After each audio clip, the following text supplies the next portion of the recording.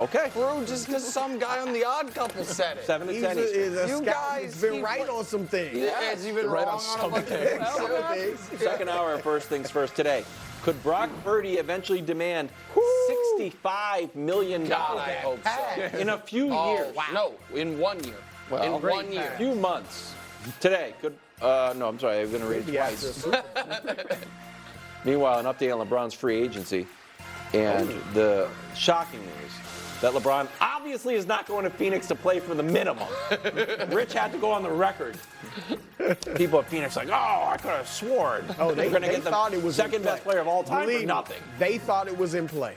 Give me a break. The Suns. Like, what if we paid Bronny $30 million? Is it happy trails to the Cowboys QB? Right, don't draft him. Give him a max deal. Happy trails for the Cowboys QB after this year. Well, maybe according to Bill Barnwell, who dropped a Dak opus today. I basically got an assignment. I was still reading it. The script's written. I said, no, I'm on page 5. But when it came down to whether the Cowboys should actually move on from Dak, Barnwell was clear. No. Took me 20 minutes to get there, Bill. So what are the chances that this is Dak's last year? It's actually an excellent article.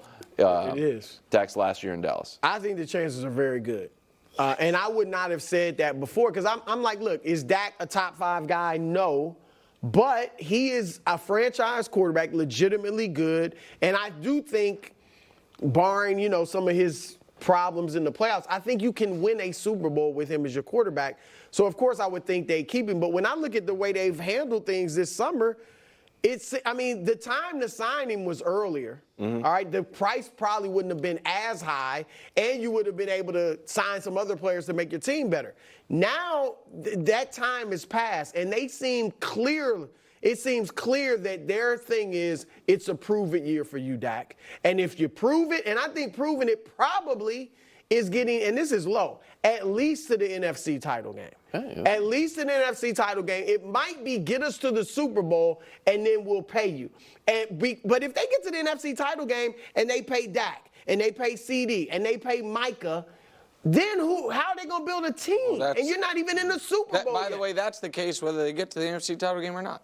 Right, but if you get, I'm saying, so that's why I think it's almost get to the Super Bowl. Because if you get to they're always because they're the Cowboys. But get to the Super Bowl, at least you can, feel like we're close. But the bottom line is I think they've put Dak in a prove-it year with a roster that is not as good as it was last year. I think the rest of the NFC has improved, all right? And so I think if it doesn't go well this year, as far as deep in the playoffs, I think they're looking at San Francisco and saying, let's go that route, put a bunch of great talent around, I think, Trey Lance. Okay. I'll put it at 1%. Wow. Not there? All right, Danny, finally we have someone on the show that actually gambles, too. That's a 99 to 1 booked. Yeah, no. Booked. All right. Go ahead. Why would you, 30-year-old quarterback, coming off the best season of his career, runner-up for the MVP, who's won 12 games 3 years in a row, let him leave for nothing? There is no precedent, no comp. It's never happened in NFL history. It's never happened before. Think Nick can answer. I think because they think he's not going to be worth the money. But go ahead. But guys that are right in his realm have been paid basically the same, or guys that he's been better. Is he much worse than Jared Goff? No, I would say he's better. Is he much worse than Trevor Lawrence? No, I would say he's better. Oh, how dare you. And the numbers, by the way, prove that out. And so I think at some point Dak has a ton of leverage. They negotiated poorly. He'll be the first $60 million per year per man in NFL history, $60 million per year man in NFL history. And this Trey Lance thing that's getting a lot of love online, that gamble, first of all, they didn't pick up the fifth-year option. But we knew they weren't going to. I understand, but they didn't commit to him in any way. The numbers would be so stark on what Trey Lance has accomplished in the NFL versus what Dak Prescott has accomplished in the NFL. It would be the biggest gamble that we've seen. Trey Lance, I think he might be good. He's played in 4 games. He's won 2 of them. He's fine. Dak Prescott is a legitimate, you say he's not top 4 or 5. Okay, he's definitely top 10. And he's in his prime. Moving on from him for Trey Lance would be crazy. But it would be crazy. Hold on. You know what it would be like? I'm sorry to interrupt. No, you're fine. It would be like moving on from Kirk Cousins for J.J. McCarthy, whose side of the screen would be all blanks. He's 35 years old. Right, but my point is, 5 years older. It would be moving on from a veteran that you think has peaked and is now costing more than his production for essentially a rookie. Because Trey Lance is younger than Michael Penix. Yeah. He is younger than Bo Nix. Like, I have been called the Trey Lance guy. I don't think that's fair. What I said, I picked him to make the Super Bowl. Well, then there is Right, Trey Lance but that guy. was because I believed the Niners could literally make the Super Bowl with anyone at quarterback, proven by this past year. But that's neither here nor there. And so I would ask this: if let me show you some numbers. If these were Bo Nix's first 2 career starts, those were his numbers, would you be optimistic about what he could be? Well, he had a lot more talent than Bo Nix. Okay, Michael Penix, Trey Lance. his first. Michael Penix got a ton of numbers, right? Because that is Trey Lance's first 2 starts. So now let's just show you that is his first 2 starts. His rookie year numbers, we can show you them in their entirety. It's 6 games, but that's a little misleading because 2 of the games he played 1 snap. He played essentially 2.5 games. He was on a good trajectory, and he was. And then he played in this. We can show it to you. He played in the monsoon game. Brew, hold on. Let me. What, Brew? What are you just grabbing? Go ahead. You're trying to move. Please don't make this a Brock Purdy conversation. No, I'm just. I'm going to. This game, No, I'm just telling you, he had a rookie year where he played well when he got the opportunities. I know, but then. He played in the monsoon, and then he broke his leg. The point is, the idea that he is.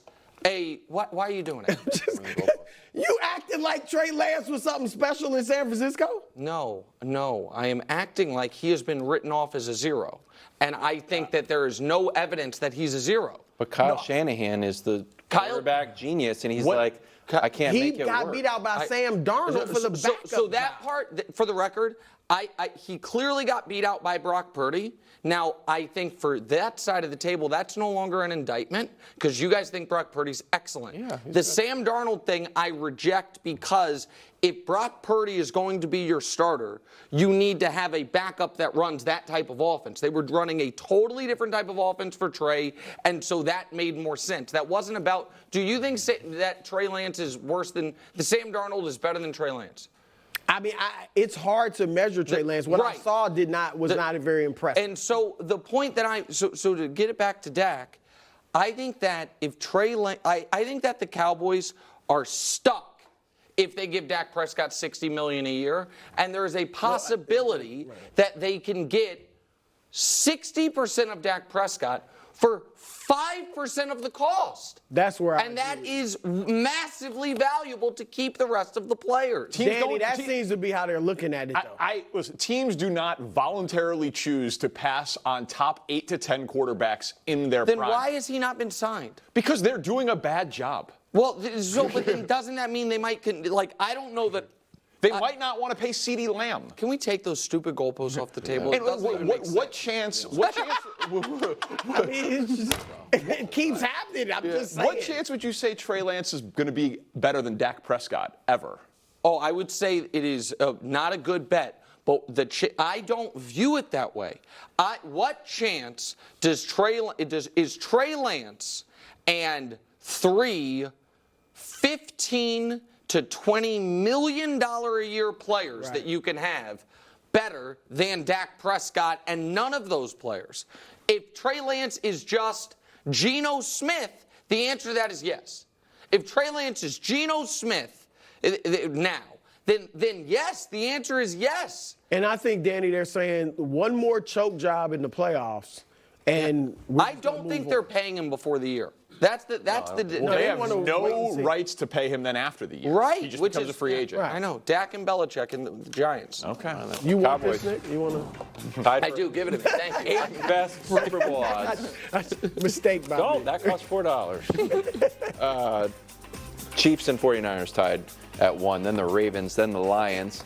Bengals and the Eagles, who are predicted to snap out of their supernatural funk. Then the Bills, Texans, finally the Cowboys, and then the Green Bay Packers. Or is Dallas over, under, or perfectly rated here, bro?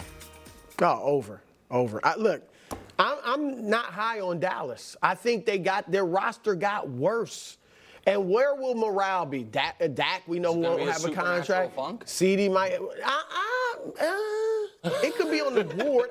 I'm not going to say that. On the board? But I'm looking at these. Look, I think Green Bay is better than Dallas. I mean, last time we saw them, they smacked them upside the head. All right, Houston, I think, is one playoff game in Dallas. Yeah, no less. And Green Bay, I think, will be better. Jordan Love, there's no reason to think he won't play at least as well as he did at the end of the season. So I think it's overrated, and Dallas is too high on that. I think they should have the exact same odds as Philly. I don't really understand why. Exactly right. I don't understand why those teams have moved a little bit. Yes. They were the exact same in the NFC East until like 2 weeks ago, and so it's been reflected now in the Super Bowl. Philly added Saquon Barkley, and Dallas added Ezekiel Elliott and lost Tony Pollard. Right, and Philly lost the leader of their team and a first ballot Hall of Famer at center. The Cowboys